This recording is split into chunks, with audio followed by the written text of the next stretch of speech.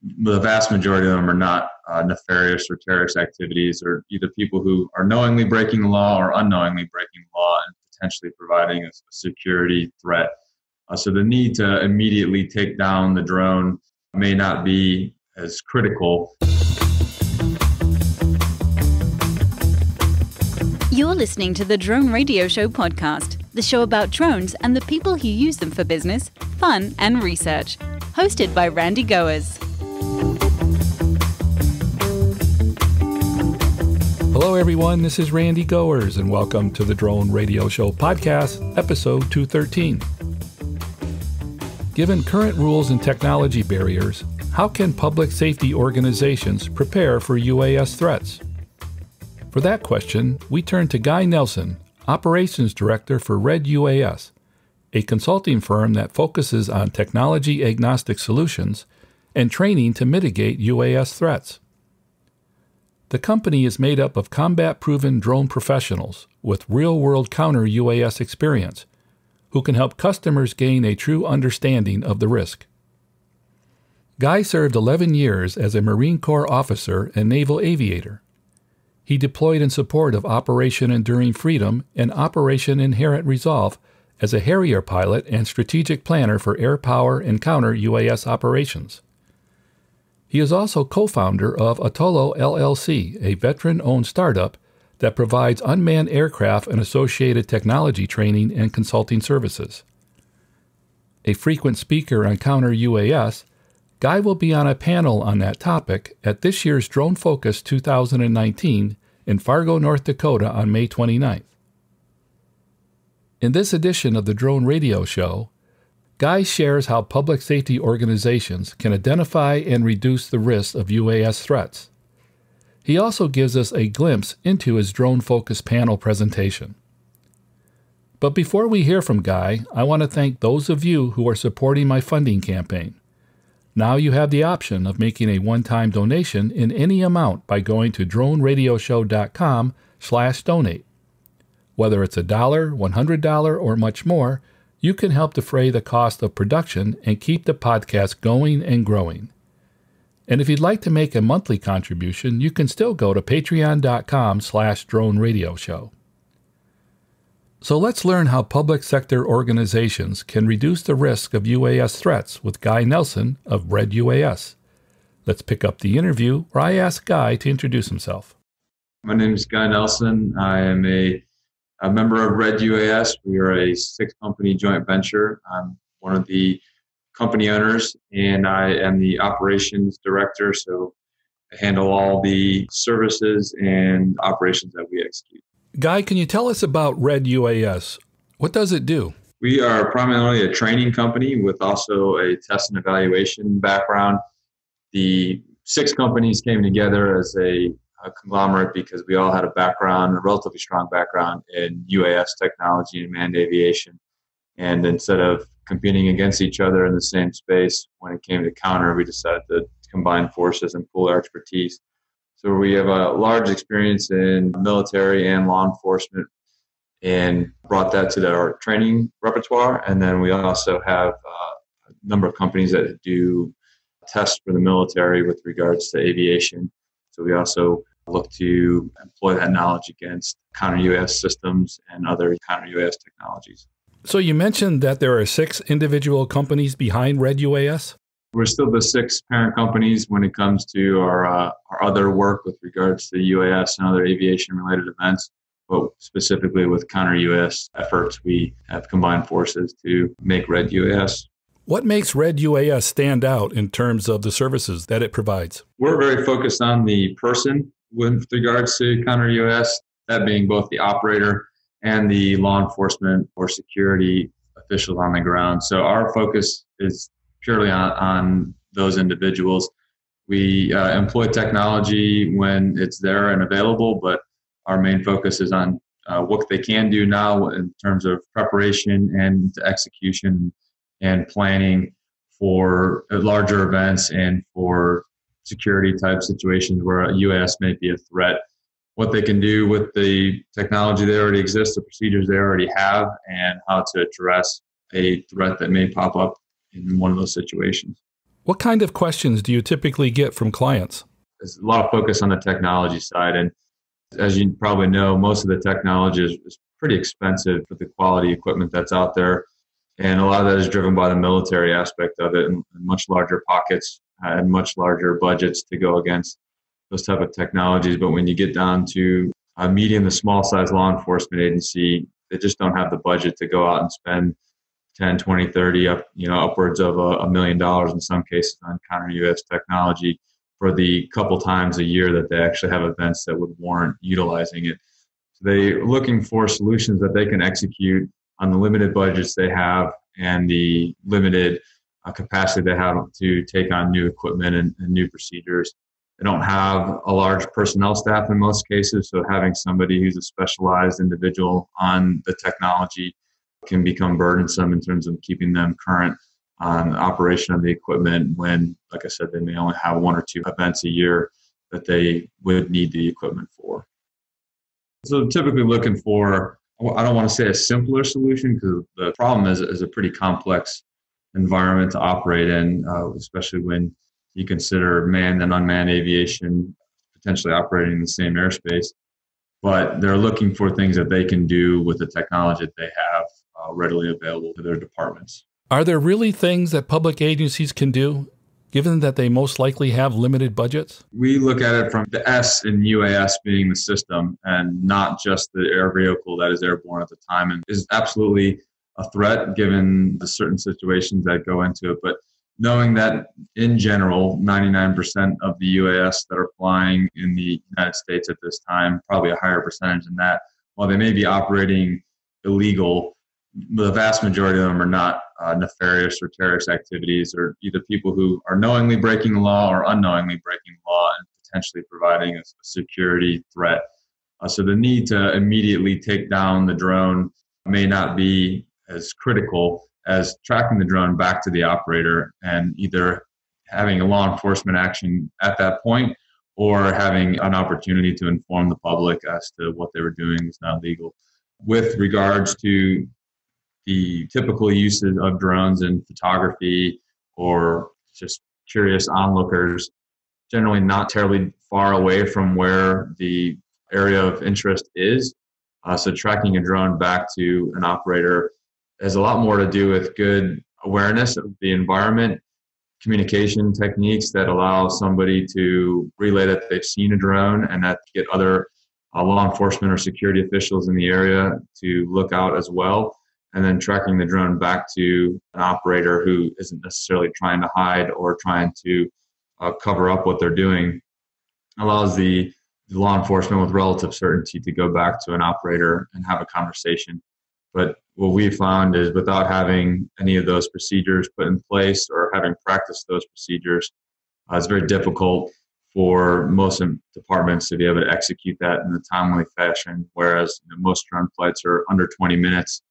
If you're not accustomed to doing it or have practiced it before, it's very difficult to have all the communication required to get there and stop an operator before they've either been done with the flight and packed it up and left, or possibly relocated to a different area, and now it becomes difficult to have an interaction or a interdiction of the UAS flights. Would you say that most of the concerns of law enforcement are related to special events or large gatherings of people? That's been the primary concern, just due to the fact that even a drone that's not intended to be nefarious, being over a crowded area can incite unease in the crowd. For instance, if we were to crash in the crowd and you now have a mass flee or stampede type event where people can get injured even though nobody was really intending to do anything bad with the drone. But we've also seen it, fire departments having issues with people flying drones around a fire. We have had reported one where they actually had it where they were interfering with the hook and ladder truck because they were trying to get that close to the fire to put it out. All the way, as was seen in California and the West with wildfires, and then even into some of the prison type events where delivering goods and narcotics, a drone heavily laden with cell phones or what other contraband has a significantly reduced flight time. So increasing the awareness around a prison event could allow them to catch an operator who's probably not a very large distance away from the prison itself. Does redUAS serve the military industry? or is it primarily concerned with the commercial and public sectors?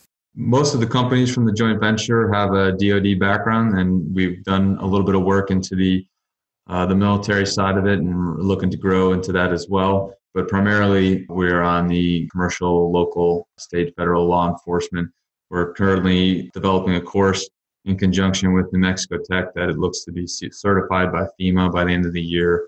That will be able to be available to first responders for counter-UAS awareness, and again, going into the procedures that most departments can do with the equipment that they already have.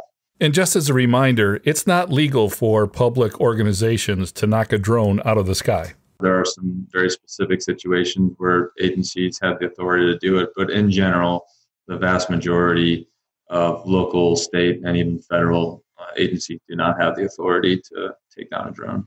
So are most of your consultations about finding the drone and responding before anything can happen? Absolutely. We focus on prevention, one, in terms of community engagement. We've had events that we've helped to support where on day one, we had a large number of illegal flights. And then by day 3 or 4 of an event where we've been out and been educating the public, where vendors and other people who have been at the show for multiple days were interdicting people who are trying to fly a illegal flight in or above the showgrounds, basically saying you're not allowed to do that here, and community interaction there to help basically police and provide safety to the public airspace and utilizing their knowledge of it. Most people just don't know that you're not allowed to do that without being informed how to do it. And then once the drone is in the air, under the current regulations, there's really not a whole lot you can do about it. There are some agencies that have the authority to do it in certain circumstances, and there are some law enforcement agencies that I'm sure that we're willing to take some actions that may or may not be legal and beg for forgiveness on the backside of it. But in most cases, the drone, once it's airborne, we kind of see it as a little bit like a mail bomb, where once the bomb's out there, there's not a whole lot you can do about it except for trying to interdict the operator and then ensure public safety by cordoning off the area as best you can to keep any people who may be in the area away from the threat as best you can. Earlier, you mentioned the problem of drones in prisons. Is redUAS involved in that area? We don't currently have any clients that we are handling with that. We have had plenty of conversations and I'll say consultations with prisons on the problem and have done plenty of focus and study on it. Is it a fairly widespread situation? I believe it's a pretty prevalent problem, and most of the interactions that we've had with those who are aware of it and have been trying to track it, prison officials will say a prison who says they don't have that problem is got their head in the sand and not paying attention to what's out there. The capability to bring in contraband with a drone is obviously very sought after and relatively cheap to get yourself into it. And then by providing some degree of separation between the illegal activity of dropping the contraband into the prison and the actual operator themselves, it entices people who maybe wouldn't have been interested in that type of work to come into that line of work, because the likelihood of getting caught has been reduced because they're not directly located with the activity itself. Do they typically drop something into the prison, or does the drone land there and someone takes the contraband out? I've seen both. Most are trying to drop it or release it in some way so that way they can get the drone back as quickly as possible. And a package being dropped into the prison is less conspicuous than a whole drone itself sitting there. And given that the larger volume of contraband that's brought in yields a higher return, most of the drones that are being used are a little bit larger in size, so they would be relatively easily seen. Tell us about the training programs that you offer. Are they tailored to a single department, or are they open to general attendance? The classes that we have done have been single engagements with local law enforcement agencies, but the course that we're developing through New Mexico Tech will be geared towards addressing their resident courses. Will allow agencies from all over, and then there will be mobile courses that will be available to go directly to the customer. And they can choose to fill it with either their own first responders or pool throughout a community to have more representation and get more information shared. What will people learn by attending the class that you're putting together for New Mexico? We're geared towards assessing the threat. There's a lot of concern that drones are overhead, and in some cases that's warranted, but in other cases there may be a inappropriate force continuum that is applied to a threat. So we first focus on identifying it via either just eyes, ears, or technology as is available, and then go through tracking it, identifying it, and understanding what it is in terms of not specifically the make and model of the drone, but generic sizes and categories, which then yield capabilities. So that way, as a law enforcement officer or first responder sees a drone, they can make an assessment as to whether or not it's operating legally in terms of, is it an airspace that it's allowed to be in? Is it operating over a crowd of people that it's not allowed to be flying over? And then making a follow-on assessment of, if it is illegal, is it a danger to the public in terms of a small hobby drone of maybe a DJI Mavic size provides a significantly different threat than, a Matrice 1000 in terms of just the physics and the payload that it's capable of carrying, regardless of if it's intended to be nefarious or not. And then into mitigation measures that are authorized and legal for officers to be able to go through and execute. And then following up with reporting procedures in terms of evidence collection, ways to estimate where the drone was if we weren't able to actually recover it, but it was just sighted, and the area it was flying, altitudes, so you can provide an accurate report to the FAA and other law enforcement officials if they're interested in pursuing or investigating further. Given the limitations that we have with technology and the regulations, what seems to be working best for counter-UAS right now? Well, the tactic that works the best right now is awareness and actually being proactive to go against the threat. All the technologies that I've seen thus far have, in terms of the foundational theories behind them, have strengths and weaknesses in different aspects. And most of the passive RF detection measures work well now because no one's making overt attempts to mask their RF signature. And most drones that are on the market now are in standard ISM bands that are relatively known and easy to develop libraries to detect. But just as we've seen in manned aviation, and our military background emphasizes as well, there's a way or a desire to detect something that it doesn't want to be detected. So naturally comes some sort of countermeasure that will go against that. So having a suite of sensors that are overlapping and complement each other's strengths and weaknesses is the best effort, but is also usually the most expensive to employ. So I think for now, the passive RF detection measures will continue to be the most affordable for the capability they provide.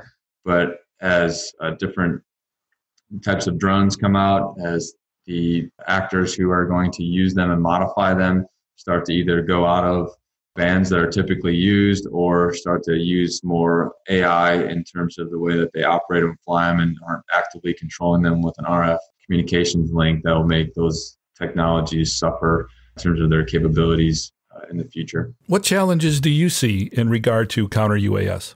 Counter-UAS is a little bit misleading in that as drones become more and more part of the everyday environment, the responsibility for law enforcement it's falling on law enforcement currently to be able to differentiate between a legal activity and illegal activity.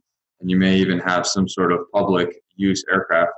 They're all flying in the same spot. They may all be flying the same drone.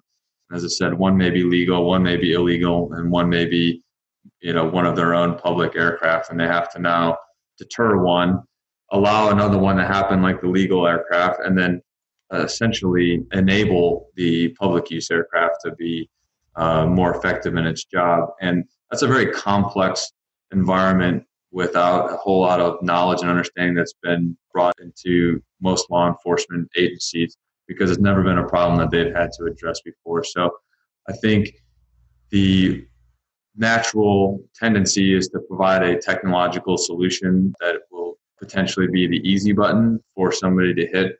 But I think that's an oversimplification of a very complex problem that not only needs training and knowledge and understanding, but also good equipment and good technology that will help make what will ultimately be a human-to-human interaction to stop something that may be either illegal or dangerous. May 29th is Drone Focus in Fargo, North Dakota. You're going to be on a panel at the event. What will you be covering? The panel is counter-UAS. We have, I believe, 4 members of the panel with the leaders. We have myself, who's coming from the training perspective.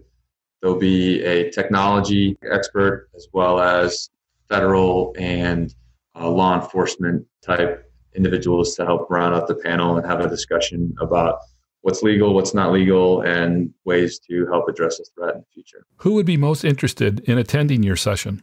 Obviously, law enforcement and first responder type officials should be interested in, as well as airport operations officials and anyone interested in providing a proactive input into the airspace management of the future. We call it traffic law enforcement or traffic control in terms of when we speak with wheeled vehicles on the surface. We don't call it counter-car activities. The future of airspace management is going to be required to mold and adapt to drones being an everyday occurrence, and to really counter the threat aircraft and not do damage to or harm to those legal and safe operations. We really need a total airspace picture and a total airspace management process to go about that is going to be joint between the FAA, industry, and law enforcement to be effective. So anyone who's interested in seeing and helping to influence the future of airspace in the U.S., I think would be interested. Have you been to Drone Focus before, or is this your first time? I have not been to Drone Focus before. This will be my first attendance. Well, based on what you've heard, what are you anticipating? I'm anticipating a lively and well-planned event from those that have gone before. A lot of focus on not only providing relevant and interesting topics with industry professionals in attendance, but also in terms of an interactive experience that is not only well produced, but also engaging throughout.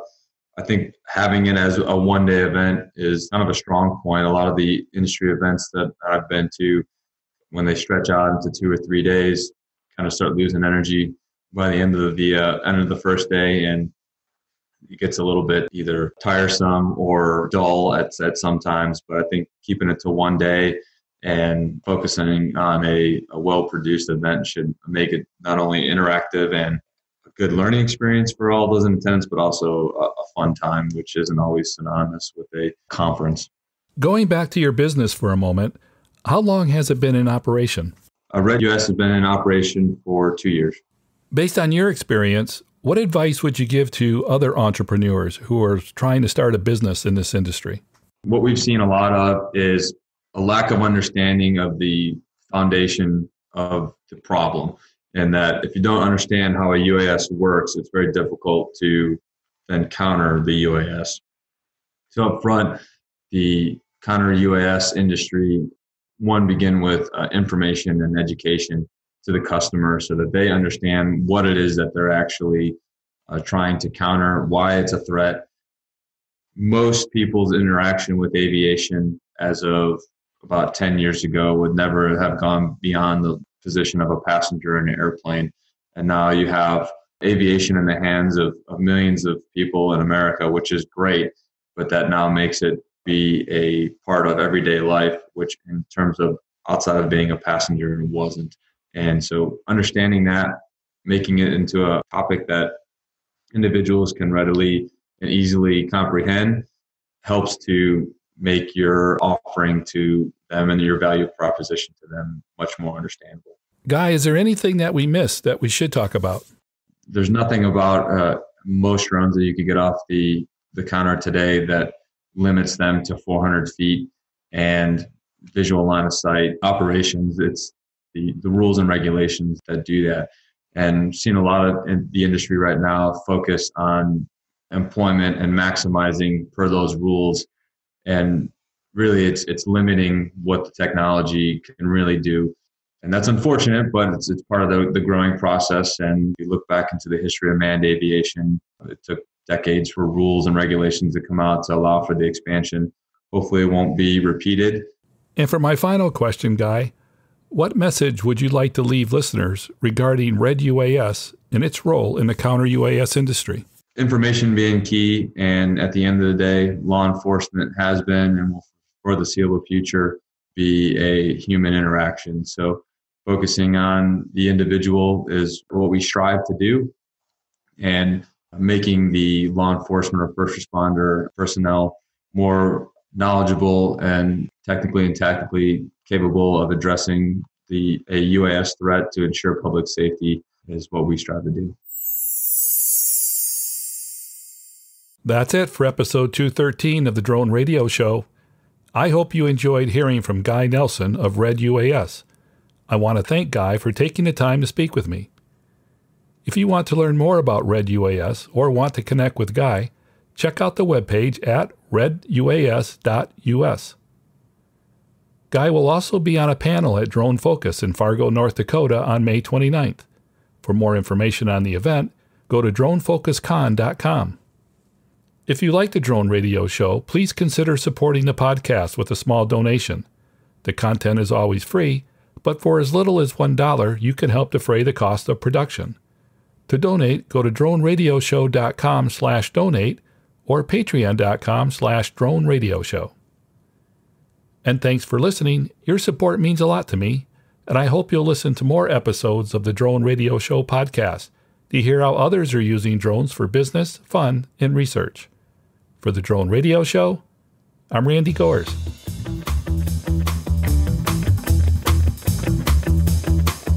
This has been the Drone Radio Show podcast. More information on today's show can be found on our website at www.droneradioshow.com.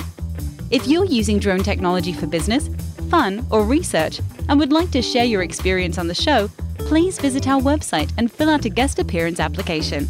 And don't forget to follow us on your favorite social media channels.